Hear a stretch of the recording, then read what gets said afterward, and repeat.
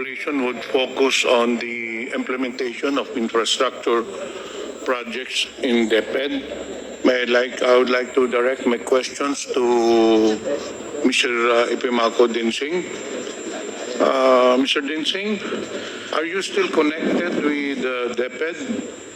Your Honor, may I, Mr. Chair? Yes, Mr. Epimako. I left Dinsing, Deped you are effective recognized. September 30, Your Honor, September 30, 2024. 2024.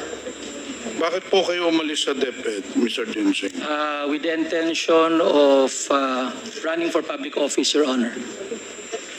Hindi ba kayo tinanggal sa Deped? Hindi po. Because from what I gathered, you were made to submit a courtesy resignation. Opo, ahead. Yes, Opo. you did. Opo. And your courtesy resignation was accepted. Tama po yan. It was short of saying, a courteous way of saying that you are out of Deped. Actually, from the information that I got, nakiusap ka pa na ma-retain dun sa Deped. But Hindi the po. administration did not allow it. But anyway, Yusek Dinsing, may I remind you to please address the chair? I apologize, Mr. Chair. Okay, thank you. anyway, that is another matter. Kailan po kayo na appoint sa Deped, Mr. Dinsing? Effective, yung document is July 18, 2022, and I acted as Chief of Staff until December 31, 2022. July 18, 2022 to September 30, 2024. Apa. So yung first appointment mo, pagpasok mo sa Deped, anong binigay na position sa iyo? Until December 31, Chief of Staff muna po ako dahil ina-arrange pa yung mga bagong appointees at the time. I was the first appointee at the time, Your Honor. No, when you entered July 18, were you appointed as Chief of Staff, Undersecretary? At Undersecretary, Chief of Staff, yes. Undersecretary. Chief of Staff, yes. Undersecretary for what? Chief of Staff. So concurrent yun, Undersecretary and Chief of Staff. Tama po. That was the first position. You served then as Chief of Staff of Vice President Sara. Tama po yan, as of December 31. So sabay kayong pumasok. Ahead lang ba siya? July 1 po siya. Ako, July 18 officially. Aside from the Deped portfolio, ano pang government service na napasukan mo na? Prior to Deped, I was DALG Undersecretary. From what year? From 2018 to 2022, and I entered DALG as Assistant Secretary for Plans and Programs from 2016 to 2018. Prior to the ILG appointment, I was from the private sector, Your Honor. so in short, as a government public servant, you only served as the ILG Assistant Secretary and Deped Undersecretary. Tama po yan. 8 years in total, Your Honor. Aside from being a Chief of Staff, ano pa bang ang designation sa inyo? Nung first 6 months po, in office, yun lang po. Then when the Matatag agenda was formulated, the form reform areas included infrastructure. So by January 31, during the basic education report, I was announced to take care of the infrastructure strand, newly created, Your Honor.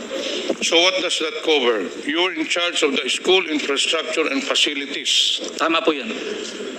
Is this a division or the department? Or a program? Ano bang ibig sabihin nitong It's a school? strand, Your Honor, like the curriculum and teaching strand, like the administration strand. So it's a policy level position, Your Honor. So what covers? Anong mandato mo dito sa school infrastructure and facilities? It's to create policy on how infrastructure should be made, creating the long-term strategic direction. Nagkaroon kami ng comprehensive school infrastructure development plan for 2030. Then coordination with DPWH, because the implementer of the new construction of Deped is DPWH, not Deped. Were you involved in the procurement of the school buildings? No, Your Honor.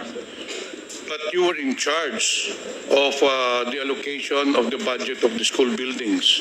The identification, Your Honor, we have a committee to do that. And ikaw ang in charge doon sa identification. Ako po ang in charge, pero sabihin, I had a committee created for the identification. Okay, ano ba ang mga programs doon sa school infrastructure and facilities? So it includes, Your Honor, new construction implemented by the DPWH. Then we have the school furnitures implemented by the regional offices. And we have the last mile school, electrification, water systems, and implemented by the division offices. So if you started in 2022, in short, you handled the budget for 2023 and also for 2024, hindi po ba? For the school buildings. For the 2023 po, hindi po. The school buildings was under the administration strand. So I only took over 2023. What was the budget? What was the budget of the 2023 school building program? The original budget was 5.9 billion. Yun po ang nasa NEP. And it That was for 2023. 23 po. I-explain ko yung original po. 5.9 billion sa NEP. It was only limited to 5th and 6th class municipality. Then pagdating po paglabas po ng GAA, nadagdagan po ng 9.7 billion. So a total of 15.6 billion 2023 GAA. For 2024, 2024 sa NEP po is 19.7. By when the GAA came out, it became 24.7 billion for 2024. so covered din ng SIF yung Basic Education Facilities Fund programs, hindi po ba? Opo, tama po yun. So under din sa iyo yun, Ang alin po yung? yung BEFF, the Opo. Basic Education When you say Facilities BFF, that's the Programs. total infrastructure program. But there is a discrepancy. Sabi mo kanina, 19.7 billion ang NEP. allocated. NEP. But it states here that in the 2023 GAA, the amount of 23,417,897 pesos was appropriated in the GAA for 2023. Your Honor, that's BFF. So that includes new construction, which is 15.6 billion, my electrification, my water system, my repairs, around 4.9 billion, and I think last file school. So total of 23 billion, Your Honor. So you were the one in charge for the identification. Tama po yun. Aside from the identification, ano pa ba ang mandato mo as undersecretary? What exactly is your designation? Undersecretary for what? For operations, for administration? Starting 2023, Undersecretary for School Infrastructure and Facilities, starting 2023. So, sakop mo nga lahat ng mga school buildings. Tama po. Okay. So you were the ones who decided sinong bibigyan ng school buildings kasi sabi mo kanina, ikaw ang nag-identify. So you were the ones, kasi ang proseso po niyan, nagpapadala yung mga school superintendent division or rather the schools division in each district or in each province. They have proposals for the repair, for the construction, and it goes to your office. And then ikaw ang nag-identify sinong popondohan. Dahil hindi naman pwedeng pondohan lahat, hindi po ba? Tama po.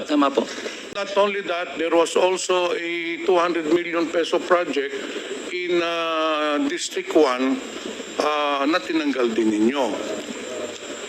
Hindi ako familiar in detail, pero I don't remember there's a 200 million school building in any school for that matter. You know what, Mr. Chair? I'll give you an explanation bakit ninyo tinanggal. Do you know a certain Mr. Greg Murillo? Yes, sir, Mr. Chair. Sabi ko kanina, Mr. Chair, the 180 million pesos was already included in the National Expenditure Program. But upon bidding, it was recalled. But prior to the bidding, this Mr. Greg Murillo, who's a close friend of Mr. Dinsing, called me. At ito ang sinabi niya, kamusta po kayo, Congressman? Sabi ko, mabuti naman. Congressman, meron po lang kayong budget na 170 million pesos para sa district mo. O sabi ko, yun nga, naka-schedule na for bidding. In fact, binibidding na yata. Sir, pwede daw muna, mag-usap daw muna kayo ni Mr. Dinsing. Those exactly the words of him, pwede tayo magharap-harap tayo. Baka naman pwede makipagkita ka kay Mr. Dinsing. And sabi ko, para saan? Alam mo na, may pag-uusapan kayo. Right there and then, I already knew anong pag-uusapan. Si Mr. Dinsing hihingi ng komisyon. So, I told Mr. Greg Murillo, whom you admitted is your good friend, sinabi ko doon kay Mr. Murillo, why will I give money to Mr. Dinsing when this has already been allocated in the National Expenditure Program? So, I did not entertain that anymore. And Mr. Chair, lo and behold, the funds did not come through. Kinancel yung bidding and then nawala na nga because I did not come across to the request of Mr. Dinsing na humingi siya ng komisyon. And not only that, Mr. Dinsing, hindi lang akong biktima niyan. Marami pong mga congressmen, and for the record, I want to put it in record, maraming mga congressmen na nagsabi din sa akin that you approach them. In fact, there is one congressman in Visayas that you were asking for 18% commission of the school buildings.